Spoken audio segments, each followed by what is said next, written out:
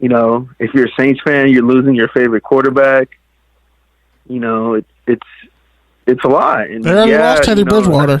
You know it. You know what it is. Like, you know where your line is, and you know what's right, and you know what's wrong, and you know you have to cancel those people, but that doesn't make it easy. That doesn't take the attachment that you have to them away, because as much as Nola can chant "fuck Drew Brees" in the streets, they still love him because he gave them something when they had literally nothing. And whether that's the white savior narrative or not, is an entirely different argument. But the fact of the matter is, like, he still gave them something, and he still means something to them. And I know that that's hurting them. So it just sucks. It's all around just a fucked up situation. Like, you saw Malcolm Jenkins, like, that man was hurting. Like, all these athletes, all these teammates, all these players who respect Drew Brees, because it's a game at the end of the day, and you play to win. You respect those people who win and who win right. And then when you find out their alternative motives, or their lack of empathy, or whatever, ignorance, whatever whatever side of the spectrum you fall on, it just doesn't make it easier. And even just talking about it, like, yeah, it's nice to vent, but at the same time, it's like, we're not the ones who need to keep talking about it all the time. Like, we're not the problem. And it's like, but yeah, man, so that's pretty much why I didn't want to take some time. I just wanted to, let the frontline people and a black man lead the show, being inspired by all my black men who are friends, who are family, who are brothers, colleagues, educators, scholars,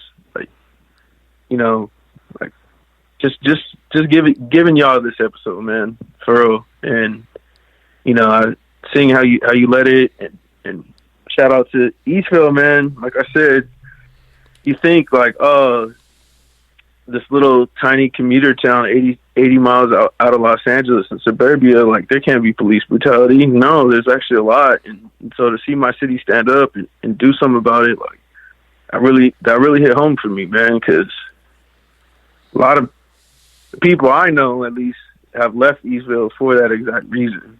So, myself included, like, I don't go there unless I have to. But with that said, man, salute to you, Kenny. Get home safe. I know it's scary walking out the studio by yourself. But yeah, man, just get home safe. Peace, love. I'm out. Peace, brother. Thank you. I just want to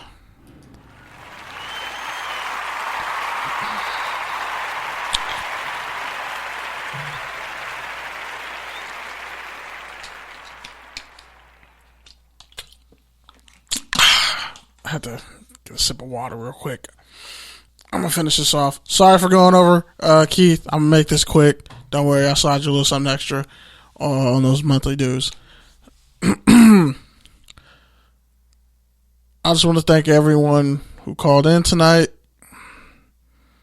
Not gonna lie, I've been going through it myself. I don't really ever talk about my problems because I just feel like, as a man, I'll solve that shit. It's my cross to bear. And I open up about things, but mostly I feel like anything I can fix, I shouldn't complain about.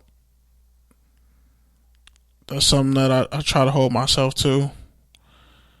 And it also stems from just knowing, like, as a black male, like, as a boy, I realized this is what God was grooming me to be. Life was grooming me to be. My sister's dad. My biological father wasn't in my life. I met him a couple times. Horrible custody incident or custody battle. Lost. He walked out. Last time I talked to him, I was 12. Being rejected by a parent, dealing with something like that, being black in America, watching my grandfather die at 4 years old on his deathbed, him promising for me to graduate. He pretty much said, like, you're going to graduate college and do great things in life.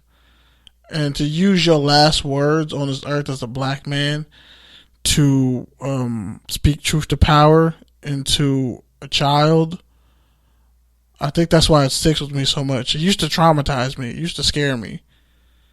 But now, like, that shit empowers me. It gives me breath. It gives me reinforcement in my legs when I'm tired. It gives me strength in my back when I feel like the load is too heavy. It gives me, just when I might be burning inside with rage, it gives me a calm. Shit, I'm dealing as an essential worker where I work at. My job got looted. The hours have been crazy this week. Everybody's just trying to buckle down and deal with shit. People in Santa Monica are bad shit crazy already. I deal with a lot of crazy ass white folks. Hell, one of my coworkers, my bosses technically, Trump supporter. You wouldn't know it if you met him. You wouldn't know it until he starts talking shit like all lives matter and tries to play dumb like a lot of other Trump supporters. I don't hate the man because he's always been fair with me. And I know people who have different political views. I can be civil with you. But where my civility ends is when you support a regime or a person or things that literally threaten my existence and the existence of the women I care about and the men in my life that I care about, the people in general that I care about. That's when you become an enemy. That's when, in my mind, I don't want you on my side. I don't need to have a conversation with you because we are enemies. You have verbally stated it. You may not have been hostile when you stated it, but you stated it. As a black man in America, I've had to deal with that rationale my whole life. I would get angry, but like, I've been through so much. I'm constantly overcoming things, and it feels like it don't mean shit because the society doesn't respect me.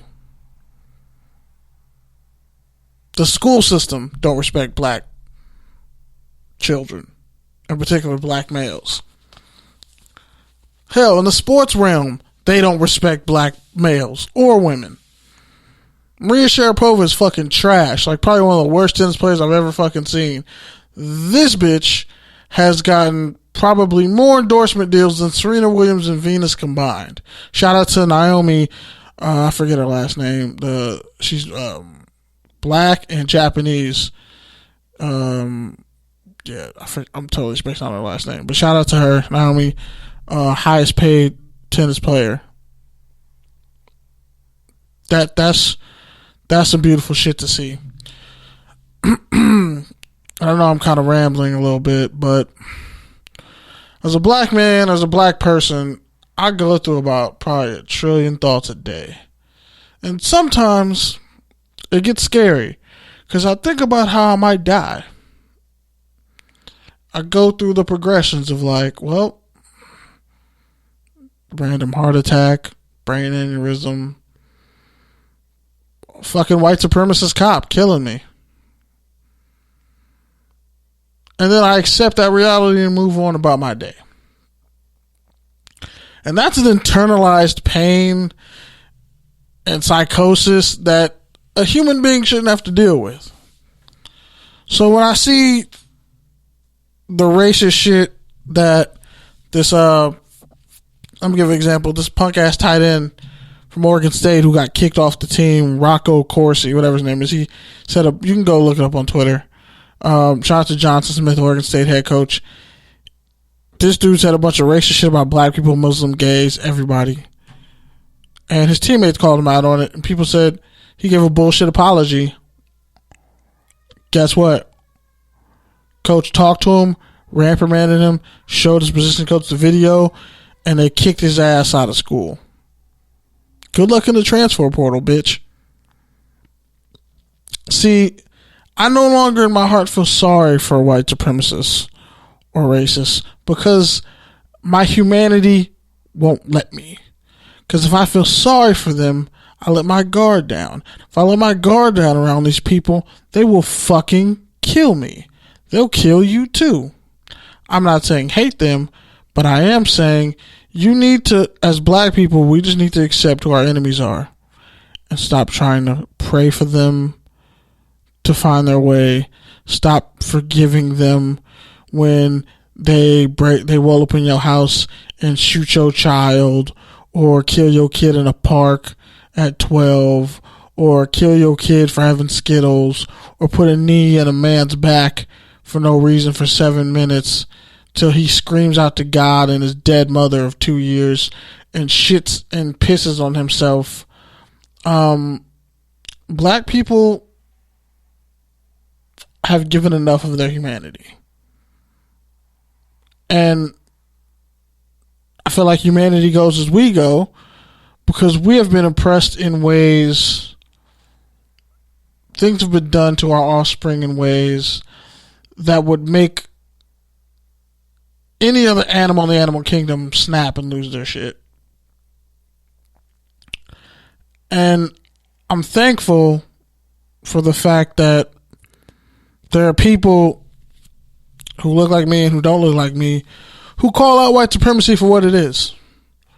Call it out for the bullshit that it is. And now more than ever, the world is standing up to it and against it. But there have been people who have been here on the front lines and behind the scenes doing it long before me, long before Pete, long before anybody else who called on this phone. And you owe it to your dead ancestors as black people.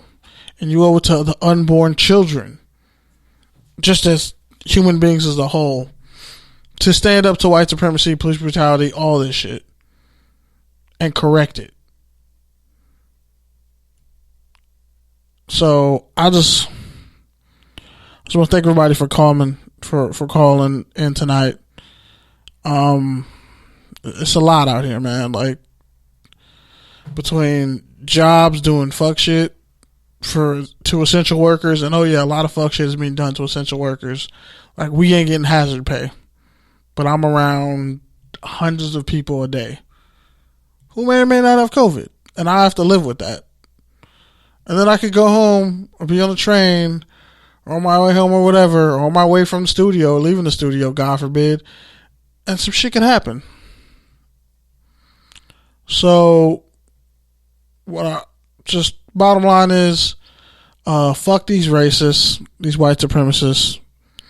We are enough. The community of people who know that shit is wrong and band together, we are enough on our own away from these people.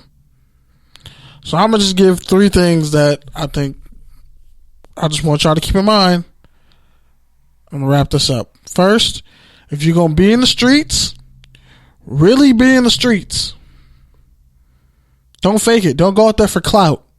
If you're going to go amongst the people and be amongst the streets and be amongst your people and people of like-mindedness and people who have a good heart, who either want to be led or want to lead, you be amongst them.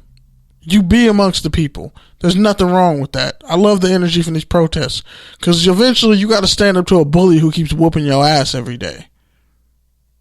Secondly, you're going to be in the streets, you're going to be about that life, then be about that life. Unapologetically. Don't ask for forgiveness. Don't ask for permission. Be about that life. Do what you got to do. And if you got to wear a ski mask, hey, God bless you. This ain't the journalist talking. This is Kenneth Frank James Berry, a black man, talking. Saying if you out here in these streets and you got to do what you got to do to get home or protect your loved ones, you do that. You have a God-given right to protect yourself at all costs. Understand that, know that, and don't let anybody with some bullshit identity politics